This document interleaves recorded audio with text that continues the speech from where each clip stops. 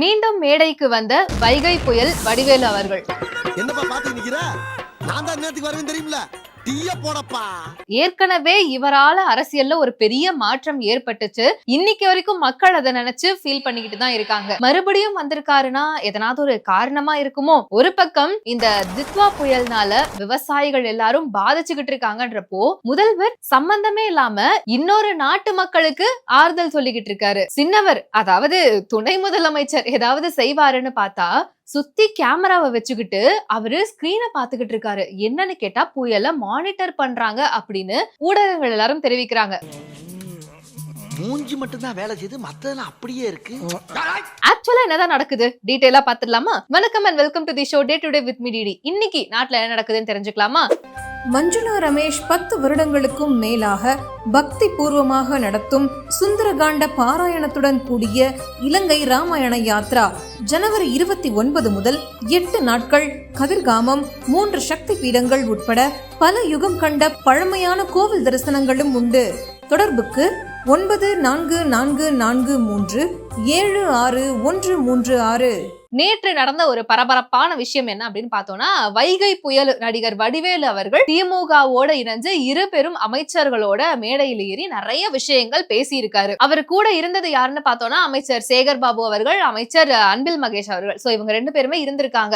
கொஞ்சம் flashback rewind பண்ணி பார்த்தோம் அப்படின்னா, விஜயகாந்த் அவர்களுடைய அரசியல் வாழ்க்கையை படுபாதாளத்துக்கு தள்ளிய முக்கியமான ஆட்கள்னு பார்த்தோம்னா அதுல முக்கியமான ஒருத்தர் வைகை புயல் வடிவேலு அவர்கள் தான். தண்ணியா போட்டா என்னவெல்லாம் பேசுமா? ஒருத்தன் கேட்டாரு என்னைய,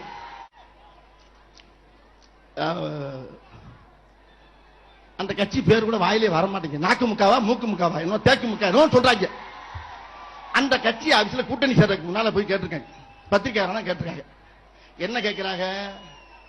ஏங்க என்ன யார் கூட கூட்டணி சேர போறீங்க, யார் கூட கூட்டணி சேர போறீங்கன்னு கேட்டுக்கிட்டு உள்ள இந்த பீஸ் உட்கார்ந்து இருக்கு. எது இந்த லூசு சுத்தமா முதலமைச்சர் ஆகும் சொல்லி பாருங்க, பீஸ் அது உள்ள உட்கார்ந்து தெரியாம ஏதாவது கொஞ்சம் ஒளறி பேசினா கூட அவரு குடிச்சிட்டு பேசுறாருன்னு அவர் மேல நிறைய பழிய சுமத்தி எந்த அளவுக்கு அவரை கொச்சைப்படுத்தி பேச முடியுமோ பேசி அவருடைய வாழ்க்கையில ஒரு சில முக்கியமான மாற்றங்களை டோட்டலா நிகழ்த்தினதுல ஒரு முக்கிய பங்கு இவருக்கு இருக்குன்றப்போ, இன்னைக்கு அதே வடிவேலு அவர்கள் மேடை ஏறி பேசுறப்போ உதயநிதி அவர்களுடைய வயதை கேட்டு ஒரு சில ஒளறல்களை பண்ணியிருக்காரு.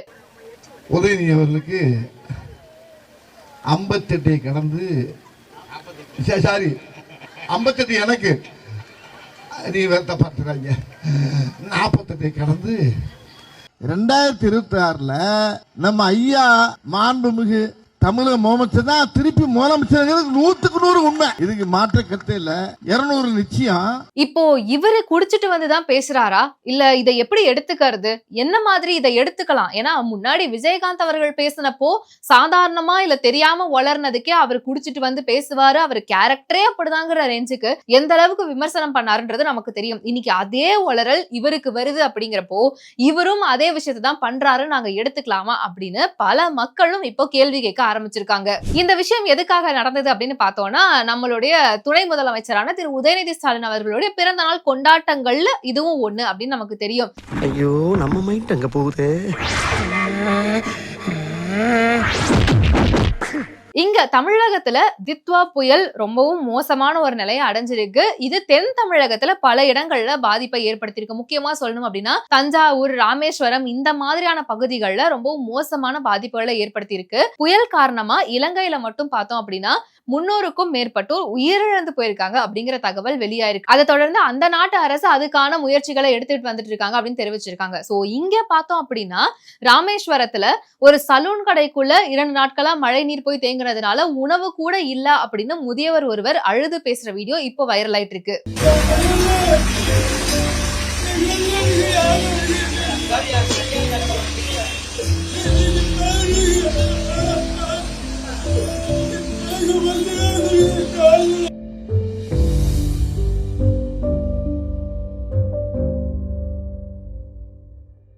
இது மட்டும் இல்லாம பல விவசாயிகள் நாங்க பாதிக்கப்பட்டிருக்கோம். ஏற்கனவே சாதாரணமா ஒரு மழை பெஞ்சதுக்கே டெல்டா மாவட்டங்கள்ல எந்த அளவுக்கு விவசாயிகள் பாதிக்கப்பட்டாங்கன்னு நமக்கு தெரியும்.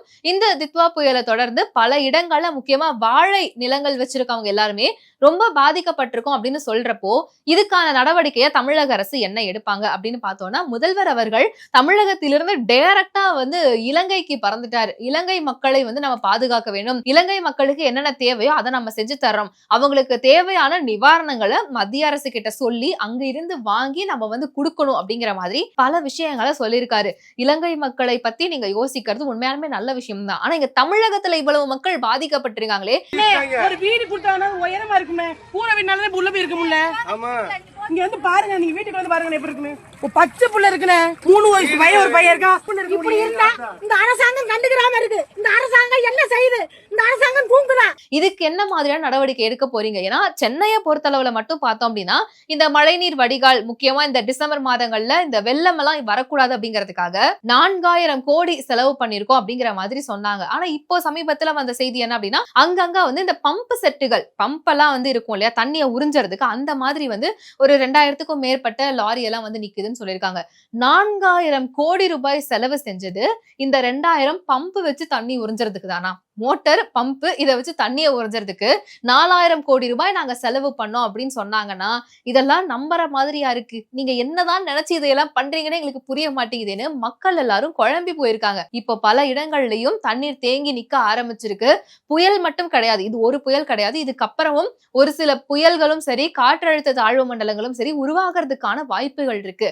எச்சரிக்கையோட இருக்கணும்னு வானிலை ஆய்வு மையம் சொல்லியிருக்காங்க.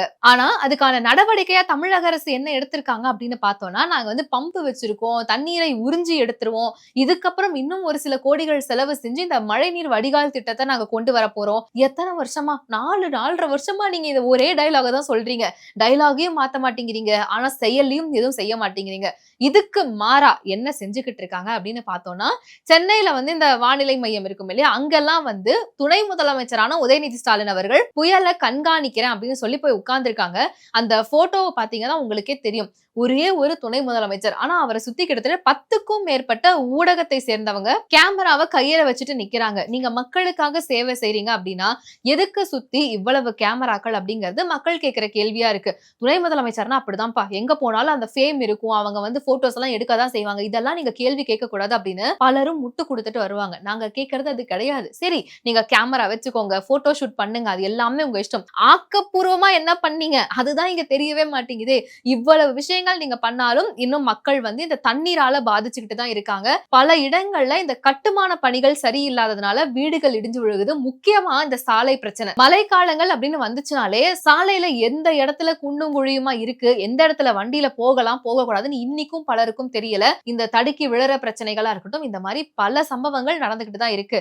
இவ்வளவு தூரம் நீங்க கண்காணிக்கிறீங்க, உங்களை ஒரு 10 கேமரா கண்காணிக்குது அப்படிங்கிறப்போ ஆக்கப்பூர்வமான செயல்கள் மக்களுக்கு ஏன் எதுவுமே செய்ய மாட்டேங்கிறீங்க அப்படின்ற ஒரு பெரிய கேள்வி இப்ப எல்லாருக்குமே எழுந்திருக்கு. சரி, இன்னைக்கு தமிழகம்னு எடுத்துக்கிட்டோம்னா நமக்கு இருக்கக்கூடிய பெரும் பிரச்சனை அப்படிங்கிறது இந்த மழை பிரச்சனை அப்படிங்கிறது தான். சாதாரண பொதுமக்களா இருக்கும்போது எங்களுக்கு இந்த மழைனால எந்த பாதிப்பும் ஏற்படக்கூடாது. ஏற்கனவே 4-4.5 ஆண்டுகளா நாங்க இதை செஞ்சிருக்கோம் அதை செஞ்சிருக்கோம், டிசம்பர் மாதத்துல எந்த ஒரு பிரச்சனையும் வரக்கூடாது, எந்த இடத்துலயும் தண்ணீரே தேங்கி நிற்காதுன்னு பல இடங்கள்ல திமுக அரசு சார்பில் வாக்குறுதிகள் கொடுத்திருக்காங்க. அப்படிங்கிறப்போ இதையெல்லாம் செய்யணும் தான் நாங்க எதிர்பார்ப்போம். நாங்க வேற எதை பத்தியும் பேச மாட்டோம். அப்படிங்கிறப்போ அது எதையுமே கண்டுக்காம மாறா திமுக அரசு என்ன பண்ணிக்கிட்டு இருக்காங்கன்னு பார்த்தோம்னா, சமீபத்துல ஒரு செய்தி, ஆளுநர் மாளிகையா இருக்கக்கூடிய ராஜ்பவனை மக்கள் மாளிகையா லோக் பவன் அப்படின்னு மாத்தணும்னு ஆளுநர்கள் சார்பா தமிழ்நாடு ஆளுநரான திரு RN ரவி அவர்கள் ஒரு கோரிக்கை வச்சிருக்காங்க. அந்த கோரிக்கையும் இப்ப நிறைவேற்றப்பட்டிருக்கு. ஆனா இத வந்து விமர்சிக்கிற வகையில முதல்வர் மு.க. ஸ்டாலின் அவர்கள் ஒரு விஷயத்த பேசியிருக்காரு.